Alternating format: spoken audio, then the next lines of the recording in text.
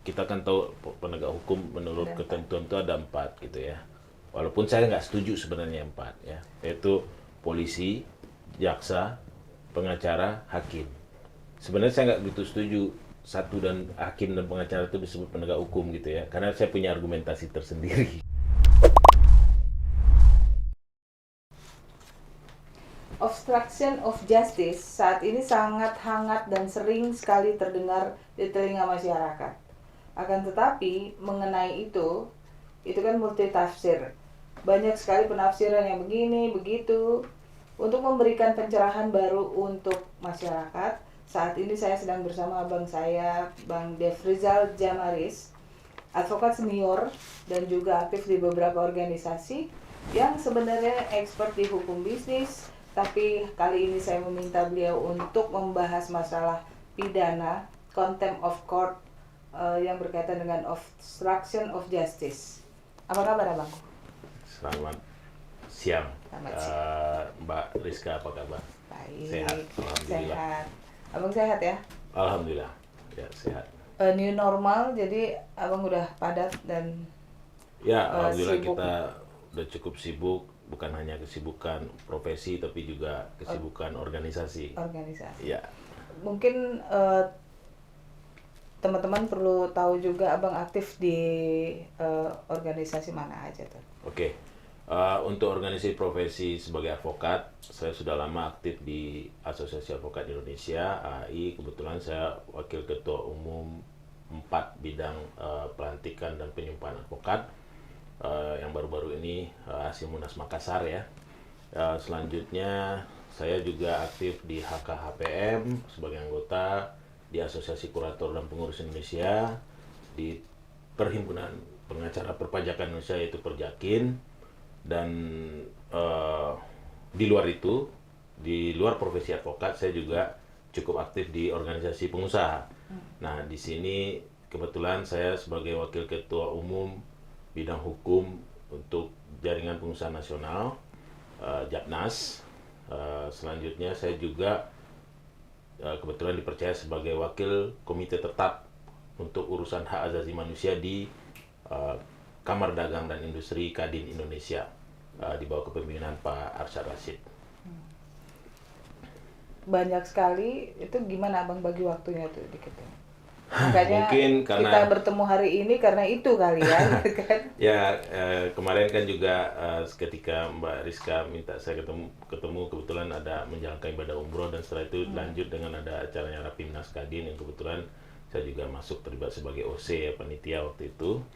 Nah, sekalian itu ada juga kegiatan profesi yang ya akhirnya kita ketemu juga hari ini. Alhamdulillah. Di sela-sela abang Ya, meeting kita bentar lagi. menikmati aja. Kita nikmati aja. Saya sih memang pada dasarnya memang senang untuk berorganisasi ya. Dari zaman kuliah pun saya udah ikut senat segala macam ya. Bang, kali ini abang agak sedikit keluar track. Yang tadi Ya. kan hukum bisnis, ngurusin para pengusaha, apa gitu. Ini kita coba untuk memberikan pencerahan ke masyarakat. Ya. Apa itu contempt of court dan yang berkaitan dengan obstruction of justice. Sekarang kan Ya, ya. kasus yang hangat itu kan lagi Ya. menjadi perdebatan itu para Ya. polisi apa gitu. Mungkin abang bisa menjelaskan ke masyarakat apa itu obstruction of justice dan contempt of court. Oke. Ini ada dua hal yang sebenarnya sama tapi saling berkaitan ya. Obstruction of justice itu kan istilah dalam bahasa Inggris ya, yang biasa juga dipakai dari legal term dalam negara-negara penganut sistem hukum Anglo-Saxon ya, atau obstruction of justice, dan yang satu lagi contempt of court, itu yang mengenai penghinaan terhadap peradilan. Itu juga istilah yang dikenal di dalam term hukum Anglo-Saxon gitu ya, negara penganut Anglo-Saxon. Nah, di sini kalau kita bicara obstruction of justice, yaitu semacam bahasa sederhananya adalah tindakan yang menghalang-halangi penyidikan atau suatu pelaksanaan di proses hukum. Nah, bentuknya bermacam-macam. Secara sebenarnya ya, KUHP kita yang dulu sudah mengatur ya, kemudian dipertegas lagi di KUHP yang baru di pasal 281 ya.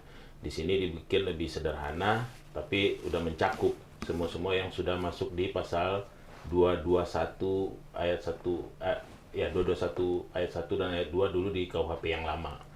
Jadi mungkin pada saat ini yang lagi hangat-hangatnya tindak pidana obstruction of justice itu terjadi dalam kasus yang Sambo. lagi heboh saat ini ya, Sambo, di mana ada melibatkan beberapa unsur dari oknum yang pada saat ini alhamdulillah sudah diproses dan persidangan bisa kita ikutin, di mana di situ sebenarnya unsur-unsur dari obstruction of justice yang dianut di dalam KUHP itu sudah termasuk ke dalam unsur-unsur yang sedang dilakukan pemeriksaan dan persidangan pada saat ini.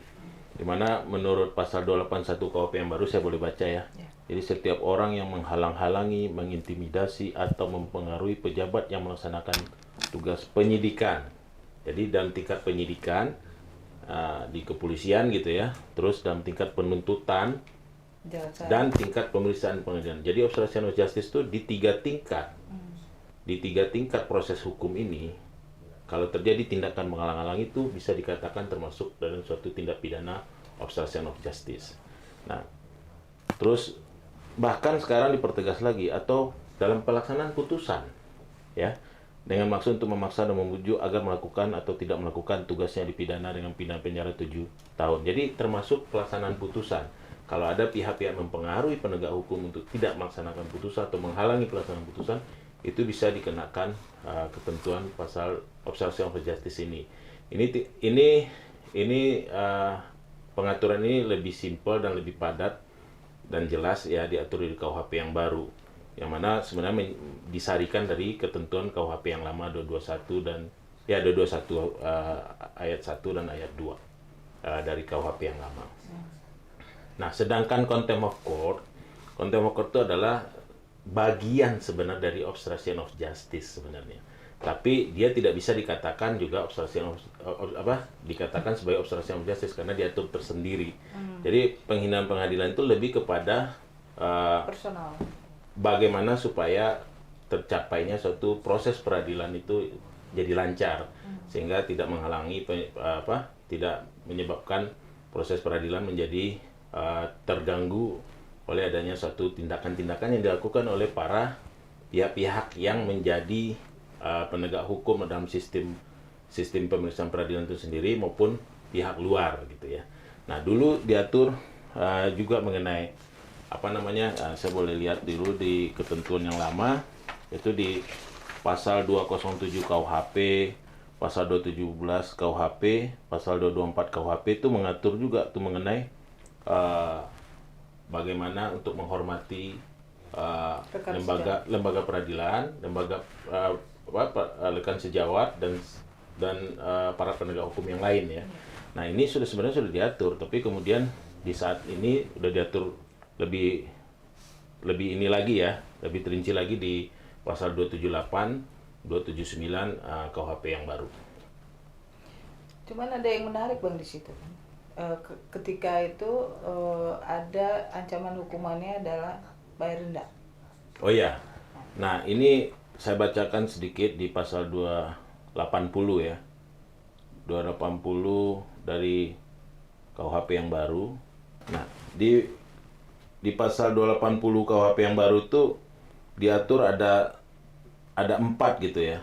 Ada 4 tindakan ya. Untuk tindakan sebagian mestinya kepada aparat penegak hukum yang lain supaya saling menghormati gitu loh. Terutama di pasal 280 ayat B ya, huruf 1 huruf B ayat 1 huruf B yang mengenai bersikap tidak hormat terhadap aparat penegak hukum, petugas pengadilan dan atau persidangan.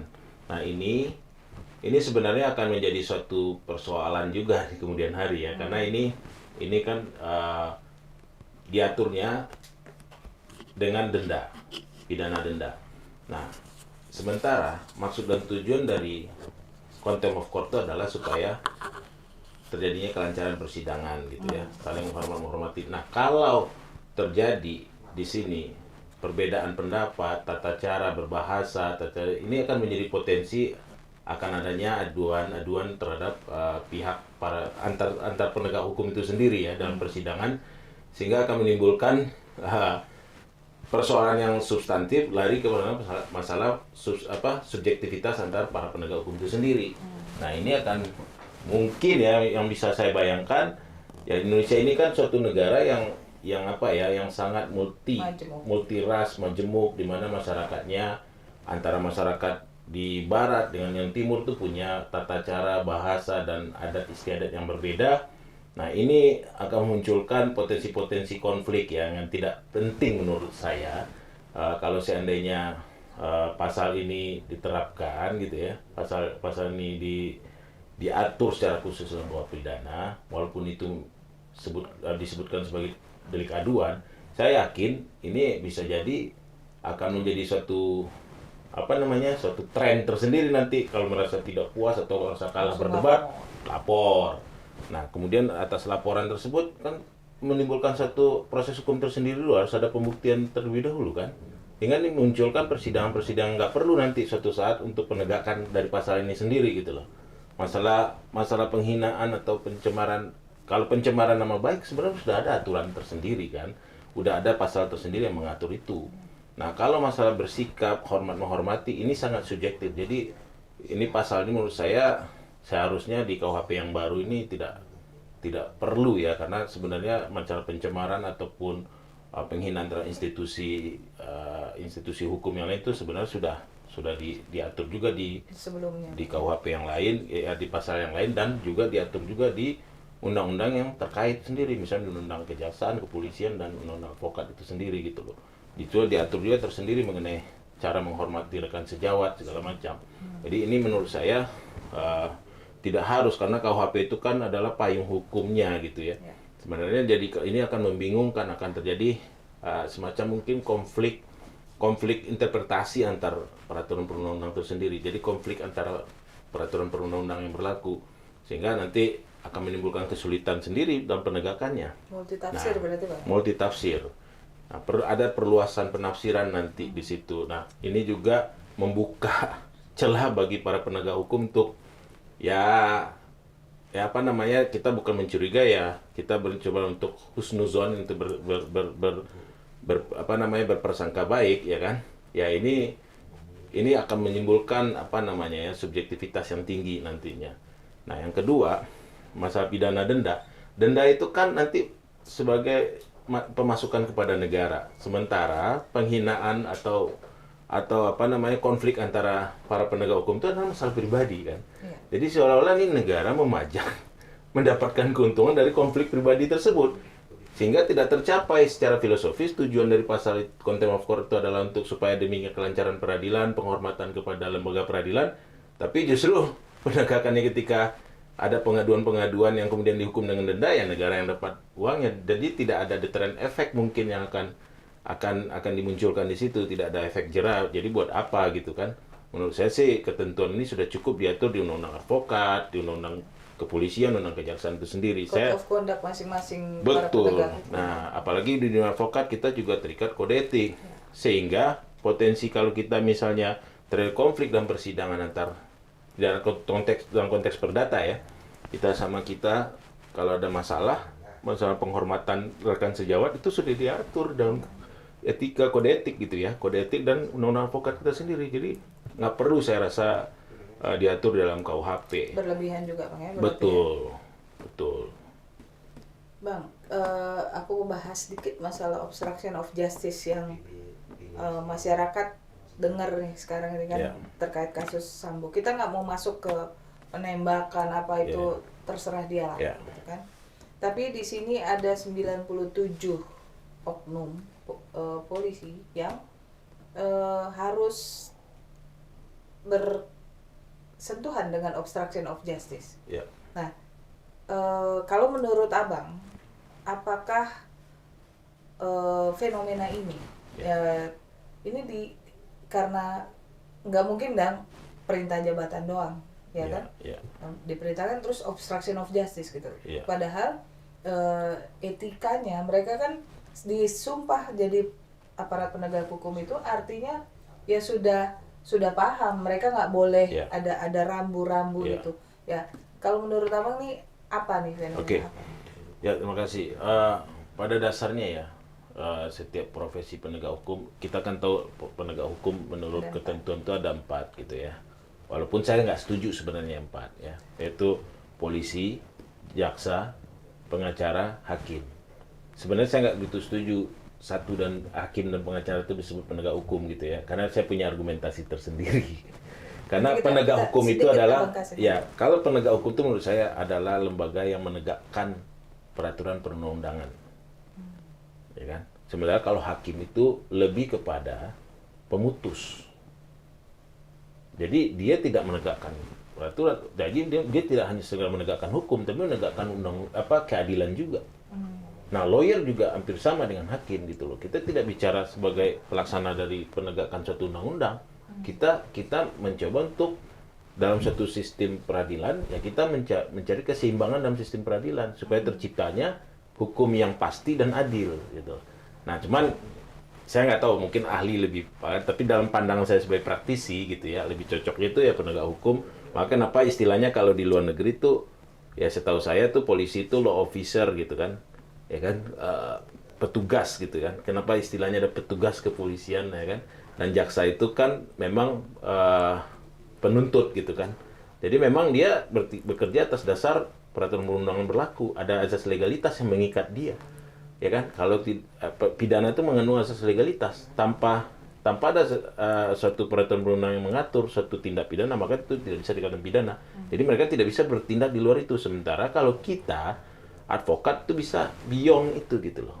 Kita tuh bisa mengadvokasi, Jadi- hanya tidak sekedar melihat dari peraturan perundang, bahkan lebih dari itu.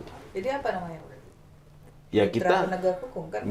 ya makanya saya lebih cocoknya kita tuh sebagai advokat, ya advokat aja gitu loh. aja, Iya, Nggak- kalau nggak hakim ya perlu hakim ada aja. penyebutan, Iya.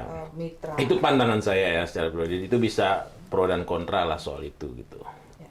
Terkait dengan yang tadi 97% Ya, saya rasa of cases. ya di kepolisian sendiri itu tidak hanya ada undang-undang yang mengatur mengenai hak dan kewajiban polisi ya, itu juga ada kode etik. Nah, sebagai profesi yang diatur dengan undang-undang dan kode etik, mereka wajib, sama seperti halnya advokat, wajib terikat atas hal tersebut. Dan Ya kan? wajib tahu itu salah. Wajib tahu.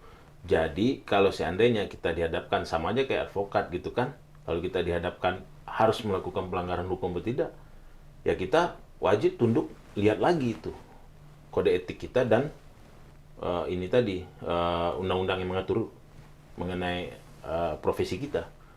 Jadi kalau di situ sudah jelas, kalau yang nama melanggar hukum itu profesi apapun, ya pasti tidak akan diberikan hak imunitas untuk itu ya, kecuali dalam hal ya menjalankan profesi, gitu kan? Artinya menjalankan profesi itu yang sesuai dengan peraturan perundangan yang berlaku, ya kan? Polisi dibolehkan nembak, ya kan ada SOP-nya. Ya, Artinya menembak kan bisa melukai orang atau membunuh orang justru kan. Tapi ada SOP-nya, kapan itu bisa dilakukan? Berlakulah alasan pemaaf di situ kan. Sama halnya advokat di pasal 16. Itu diatur mengenai bahwa kita tidak dapat dipidana atau dituntut perdata dalam hal kita dalam melaksanakan tugas profesi. Nah, itu sebenarnya hak istimewa yang kita punya gitu ya. Tapi hak itu diberikan oleh undang-undang. Bukanlah bisa disalahgunakan, menafsirkan sendiri. Penafsirannya penafsiran yang ada diatur dalam peraturan perundang-undangan, dan selain peraturan perundang-undangan, kode etik itu lebih luas lagi mengaturnya kan. Ya kan? Kode etik itu lebih mengatur perilaku, ya, etika. Nah, ini kan beyond dari undang-undang sendiri gitu loh. Jadi menurut saya sih ya kalau itu dilanggar, apapun profesi kita, mau dokter, mau apa, ya itu tetap salah di mata hukum dan harus diproses.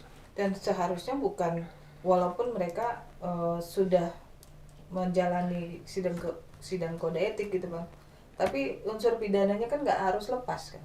Ya, karena di sini kebetulan kan dia masuk kepada unsur pasal 221 KUHP tadi, melakukan tindak pidana, unsur-unsur yang diatur dalam KUHP tadi, apa yang mereka lakukan itu termasuk kepada itu. Oleh mau tidak mau kan dia harus dihukum berdasarkan pasal 221 tadi. Iya, maksudnya ya ini kan ada sebagian yang walaupun sudah menjalani persidangan, Ya. walaupun belum kita nggak tahu dia putus atau enggak, tapi ada yang demosi, terus ada yang hanya dipindahin berapa tahun ke mana gitu, ke Ya. gunung mana mungkin. Mungkin aja ya kan ada perbedaannya ya antara pelanggaran kode etik dan pelanggaran hukum pidana gitu kan.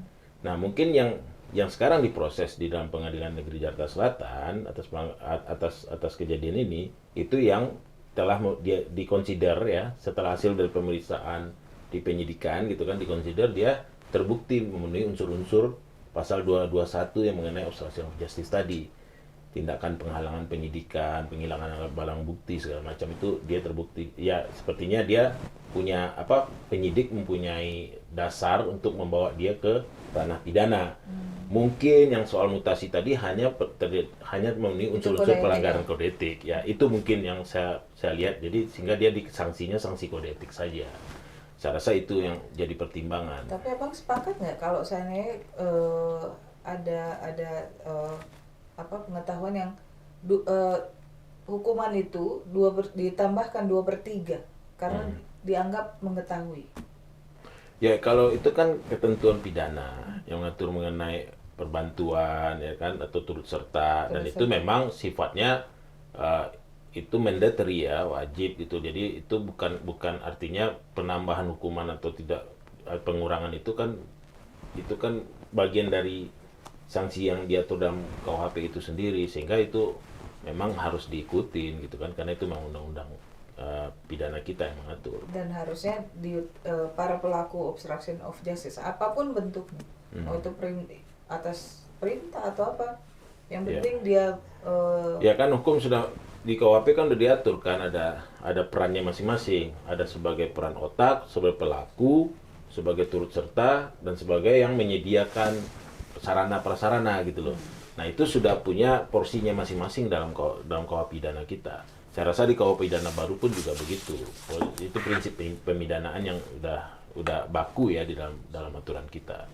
Jadi ya dalam satu tindak pidana apalagi dilakukan bersama-sama, ya tentu unsur-unsur itu masing-masing punya peran.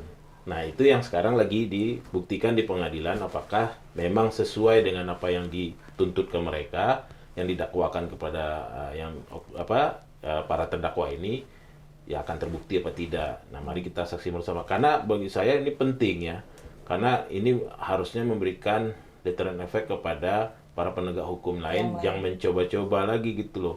Karena ini sudah masif kemana-mana, dan ini tentunya kan bisa merusak citra kepolisian kita gitu loh, terhadap kepercayaan masyarakat terhadap kepolisian. Tapi apakah Bang sepakat dengan saya, ini adalah peristiwa gunung es yang sekarang ini mencair, yang sebenarnya udah ada dari dulu juga kan? Ya. Cuman mungkin masih terkungkung atau nggak kelihatan atau ngumpet di mana gitu. Ya, sebenarnya persoalan penegakan hukum itu persoalan yang sangat klasik. Ya, apalagi di negara kita yang menurut pandangan internasional kita kan juga masih banyak ya, korupsinya masih tinggi. Ya, kita apa adanya aja yang ngomong ya. Korupsinya itu bukan hanya di bidang-bidang tertentu, tapi hampir di semua lini, terutama ya bidang penegakan hukum itu sangat rentan.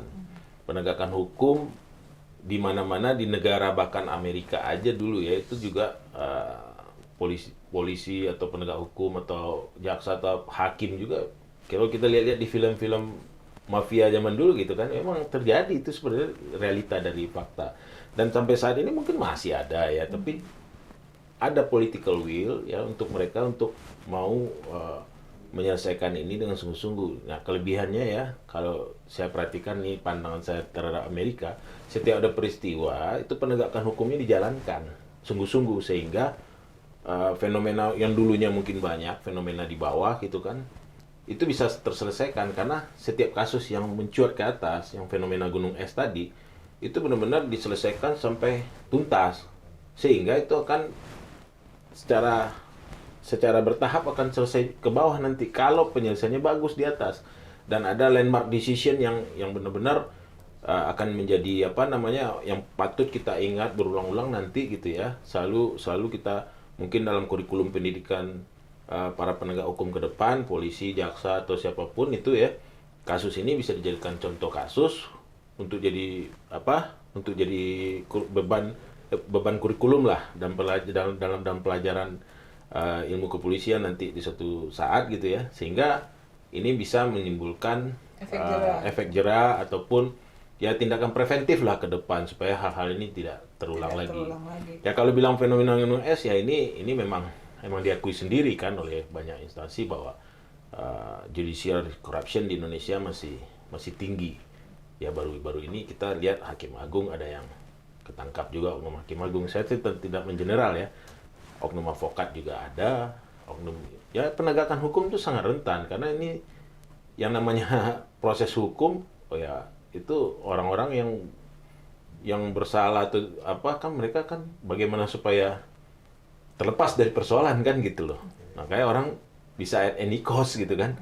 Nah kalau sistem penegakan hukumnya lemah ini, ya potensinya besar untuk judicial corruption. Jadi saya sih setuju ini sebagai salah satu fenomena gunung es sebenarnya. Tapi saya berharap kasus ini ya bisa menjadi pelajaran bagi kita bersama dan deterrent effect bagi para penegak hukum ke depan. Karena ini kan juga untuk masa depan ini juga ya, masa depan penegakan hukum Indonesia yang lebih baik gitu. Bang, terkait dengan obstruction of justice, terus contempt of court atau hukum pidana kita, itu kan sudah bagus dan apa kalau menurut abang apa yang harus di-upgrade dari ini semua gitu. Jadi kalau saya bilang ya kita itu tidak kurang peraturan perundang-undangan ya. Bahkan Pak Jokowi sendiri bilang negara ini kebanyakan peraturan. Ingat nggak? Ada pernah saya lihat beberapa kali video yang beredar di masyarakat. Bahkan tumpang tindih gitu. Nah, bahkan tumpang tindih, bahkan dicoba disederhanakan dengan membuat sekarang gebrakan omnibus law segala macam. Tujuannya kan itu sebenarnya, ya kan? Tapi sebenarnya yang jadi titik persoalan dari dulu itu adalah law enforcement. Penegakannya. Jadi kalau sebagus apapun hukumnya dibikin secara substansi, secara filosofi sudah terpenuhi ya, secara yuridisnya sudah terpenuhi, tapi penegakannya tidak optimal, tidak baik due process of law dan tidak tuntas, ya kan? Maka undang-undang tadi tidak akan efektif.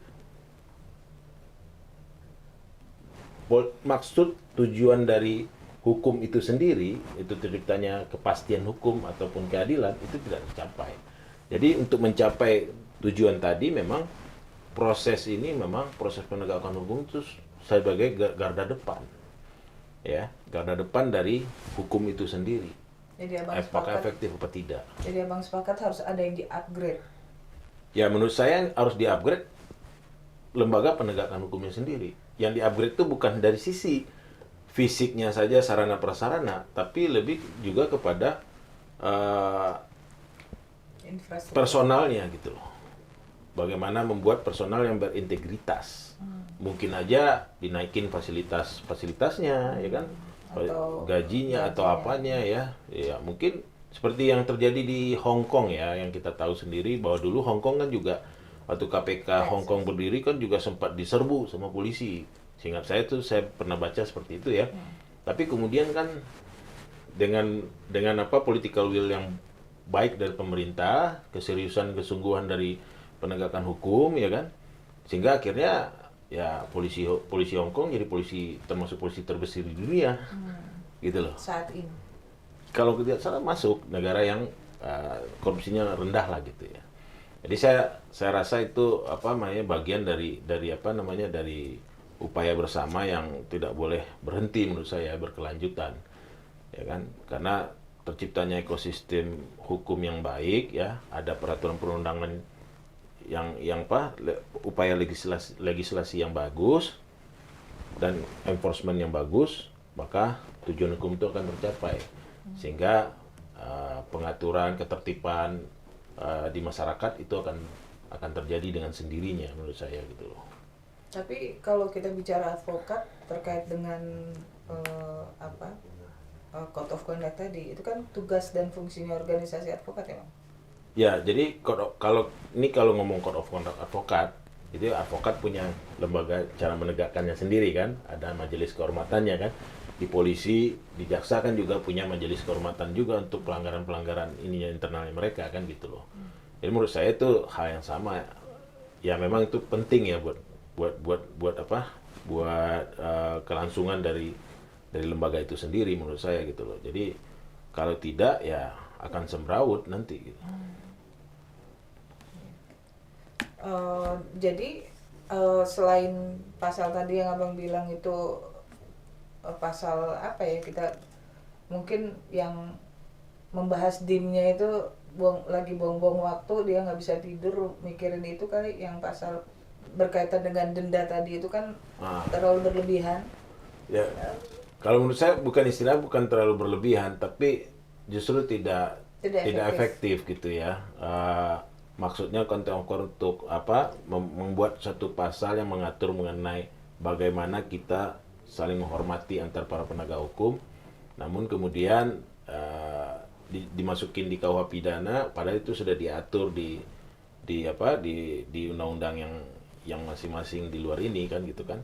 Sehingga kalau memang itu diterapkan, nanti saya khawatir akan muncul nanti multitafsir, bagaimana teman-teman abang kan ya nanti terjadi perdebatan atau apa, mungkin kita dengan hakim, mungkin hakim dari Jawa misalnya, suku Jawa, atau kami dari Sumatera misalnya kan, itu ada berbeda, merasa kalimatnya tinggi sedikit, wah ini menghina ini atau apa. Bercanda ya, Bang? Nah mungkin aja, memang kita tidak juga boleh bercanda di pengadilan kan gitu ya.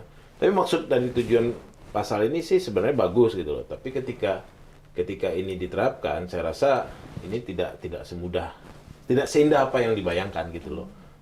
Tapi justru malah menimbulkan keruwetan tersendiri nanti gitu. Kalau seandainya banyak pengaduan soal ini, sehingga kita akan capek sendiri mengurus ini, tapi justru nanti hukumnya denda. Denda kemudian buat apa? Ke negara, bukan buat orang-orang itu sendiri juga. Jadi mungkin tujuannya untuk supaya deterrent effect, tapi kalau 10 juta saya rasa juga belum tentu efektif kan gitu ya. Dan belum tentu memberikan efek jerah. Betul. Nah, itu mungkin itu salah satu pandangan saya secara sederhana melihat ini. Apa harapan abang untuk hukum di Indonesia? Ya harapan saya sih hukum kita ini, kita bangga ya bisa bisa berubah sekian drastis. Dulu kita negara yang boleh dikatakan, kata orang dulu negara tirani gitu ya. Kita berubah ke negara demokrasi. Negara demokrasi itu tidak bisa berjalan dengan efektif dan baik kalau tidak ada hukum yang baik. Hukum itu yang baik itu yaitu bukan hanya sekedar produk hukumnya, yaitu dalam bentuk undang-undang dan peraturan perundangan, tapi juga bagaimana kita bisa membuat satu aparat penegakan hukum yang berintegritas, bersih, dan yang fair gitu ya, dan proses hukum yang fair. Nah, kalau ini bisa kita jalankan, niscaya kita ini akan lebih maju lagi, lebih cepat kita bisa mengebut ketertinggalan kita, atau untuk mencapai sebagai negara maju di 2045 gitu ya. Nah itu akan niscaya mudah kita bisa jalankan kalau seandainya hukum kita ini bisa berjalan dengan efektif seperti itu gitu. Nah, dengan demokrasi tanpa penegakan hukum yang baik dan berkeadilan ya, itu bisa justru jadi bumerang kan, bisa menjadi liar gitu kan. Kalau seandainya hukumnya tidak tegas dan bukan hanya sekedar tegas, hukum itu harus berkeadilan kan. Jangan tegas kepada si A tapi tidak tegas kepada si B. Nah ini yang masih jadi persoalan kita gitu loh. Politik masih, anasir-anasir politik masih kuat mempengaruhi hukum kita, penegakan hukum kita. Nah ini yang harusnya kita jadi sorotan ke depan gitu ya, supaya kalau bisa ke depan ini kita membersihkan hukum ini dari anasir-anasir politik, walaupun itu sangat berat ya. Gitu ya. Tapi optimis ya Bang, bisa. Harus optimis, makanya saya rasa caranya ya mungkin salah satu ya dari dunia advokat ini harus bersatu dulu nih. Ya kan? Karena advokat ini penyeimbang dalam penegakan hukum, sistem penegakan hukum. Makanya saya bilang tadi, advokat tuh menurut saya harusnya bukan penegak hukum. Justru dengan advokat ini bisa menyeimbangkan penegak hukum gitu loh. Karena advokat itu Advokat itu tidak mendampingi. hanya sekedar penegak hukum, dia lebih dari itu menurut saya. Ya kan, sama hakim memutus kan, dia bisa memutus berdasarkan keadilan, tidak hanya berdasarkan hukum, berdasarkan keadilan. Nah, advokat juga bekerja tidak hanya berdasarkan melihat hukumnya saja, tapi kita bisa mengungkapkan keadilannya. Mungkin secara hukumnya klien kita misalnya bersalah, tapi dari sisi keadilan ternyata dia korban dari suatu rekayasa atau apa misalnya kan. Nah, advokat lah yang menjadi penyeimbangnya, membela itu kan. Makanya kita itu tanpa ada advokat yang baik dan independen gitu ya dalam satu sistem hukum, ya sistem hukum itu akan jadi tirani hukum gitu loh. Nah, ini yang jangan sampai terjadi. Justru peran fungsi advokat tuh sini penyeimbang gitu loh. Ya kan? Nah, ini yang harus kita kita kuatkan peran dan fungsi advokat ke depan supaya kita bersama-sama berkontribusi kepada proses paling tidak legislasi negara ini. Saya coba pelajari, saya nggak tahu apakah saya salah atau tidak. Kalau saya lihat dari penyusunan RUU KUHP ini, dan saya meminjam juga cara berpikirnya Bang Hotman kemarin yang sempat sampaikan, ya kayaknya ini kurang melibatkan praktisi. Sehingga banyak pasal-pasal yang seolah-olah keren gitu bahasanya ini, tapi nggak nyambung logika hukumnya. Sehingga kemudian, ya contoh kalau dalam konteks contempt of court tadi, saya melihat itu tadi gitu loh. Ya kan, ada pasal mengatur mengenai bagaimana para penegak hukum saling menghormati dalam persidangan, tapi kemudian didenda cuma 10 juta, efeknya itu terus. Tapi kebayang nggak sih bahwa yang buat pasal ini nanti kalau ada pengaduan akan rame, akhirnya proses penegakan hukum jadi nggak efektif gitu loh. Akan rame persoalan pribadi antar para ini, padahal sebenarnya udah diatur kan, kalau antar semua advokat tuh ada aturan mainnya, antara undang-undang kepolisian juga ada aturan mainnya, terus cara menghormati pengadilan juga udah diatur juga di sini gitu, udah cukup harusnya kan gitu. Itu sebagai contoh aja.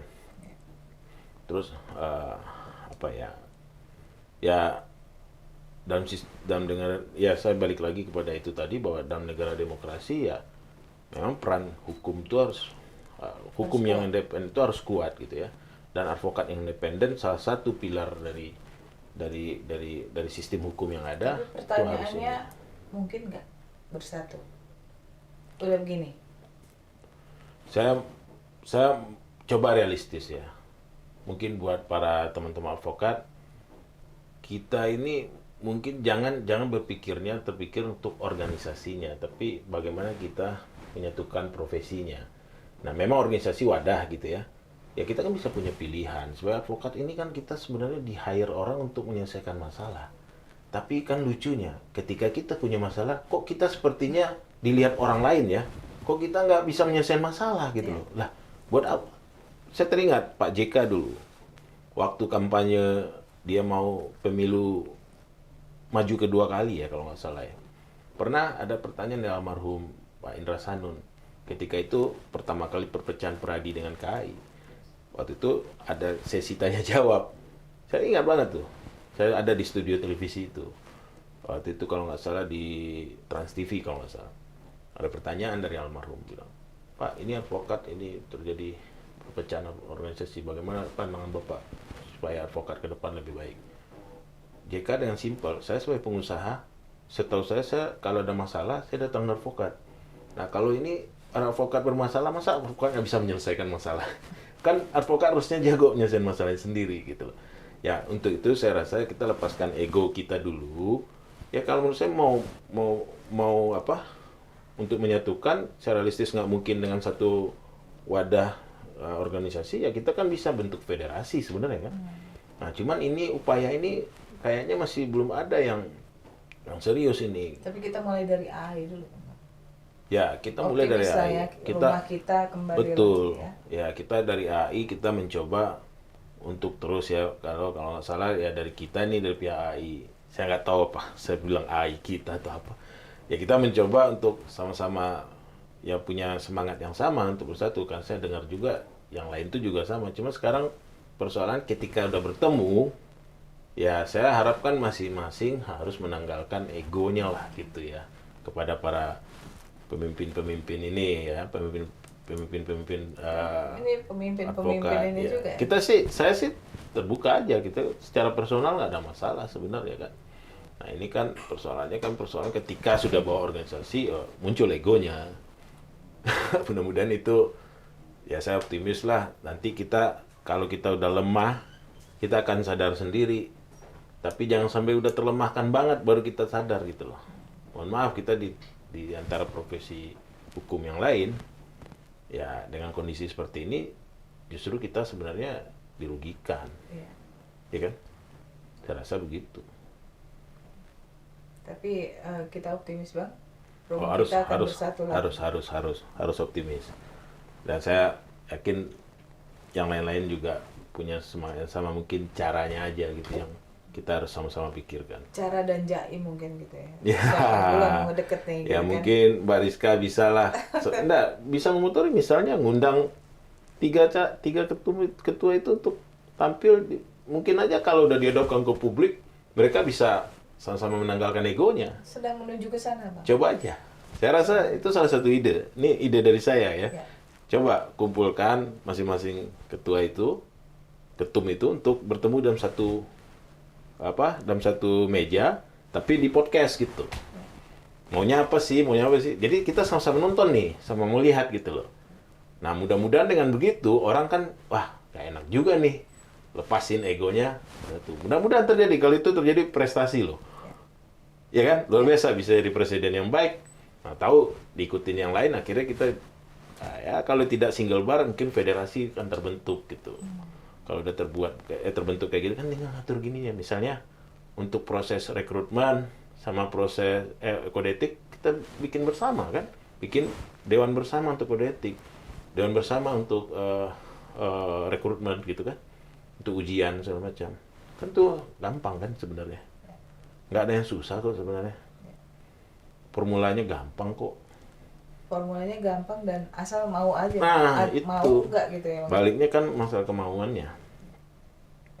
Mungkin ada closing statement Bang terkait dengan obstruction of justice. Ya, ya sebenarnya obstruction of justice adalah suatu keniscayaan yang harus diatur dalam KUHP. Dan alhamdulillah KUHP kita sudah mengatur itu. Ya, kita berharap dalam penegakannya juga dilakukan dengan sungguh-sungguh. Karena apapun peraturan perundang-undang yang dibuat secara baik ya, baik secara filosofis, yuridis dan sosiologisnya baik, namun ketika penegakannya tidak benar, maka ya niscaya hukumnya nggak akan efektif. Nah, obstruction of justice ini sangat terkait dengan para penegak hukum itu sendiri, sehingga kita menyadari ya dalam kasus-kasus yang terjadi saat ini, memang kan lucu ya kita menegak hukum terus kita yang melanggar sendiri, tapi itulah potensinya besar di situ. Makanya saya berharap dari kasus yang sudah ada ini menjadi pelajaran bersama ke depan, jangan terjadi lagi, dan ini menjadi landmark decision kalau kapan perlu jadikan suatu ya ini akan jadi jurisprudensi ya ke depan, landmark decision jurisprudensi ke depan, dan menurut saya mungkin harus diajarkan sebagai kurikulum khusus di dunia advokat, dan ya mungkin untuk kita advokat gitu ya mungkin juga di kepolisian maupun kejaksaan sebagai para penegak hukum yang berkepentingan terhadap pasal ini sebenarnya.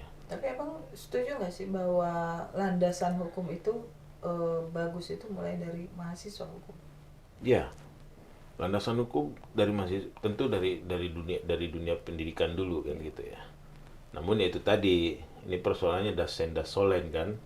Ya sebagus apapun di fakultas hukum, namun ketika masuk dunia realita penegakan hukumnya rusak atau jauh gitu ya, itu sebaik apapun hasil dari fakultas hukum, itu kan mereka kan masih di menara gading teori gitu kan, dan praktek ya Hutan mereka rimba, perlu ini. ada banyak Ya kita berharap ya kan dasen solen ini nggak terlalu jauh nih gitu ya. ya kan. Oke. Terima kasih Bang Ya, waktunya. makasih Mungkin sama-sama. ke depan aku akan mencoba minta waktu Abang lagi, tapi kita bahas yang Abang nyaman, Berkaitan yaitu hukum bisnis. bisnis boleh. Ya boleh. kan, kalau sekarang saya memaksa memang obstruction of justice. Ya, ya. Ya. Terima kasih teman-teman. Makasih.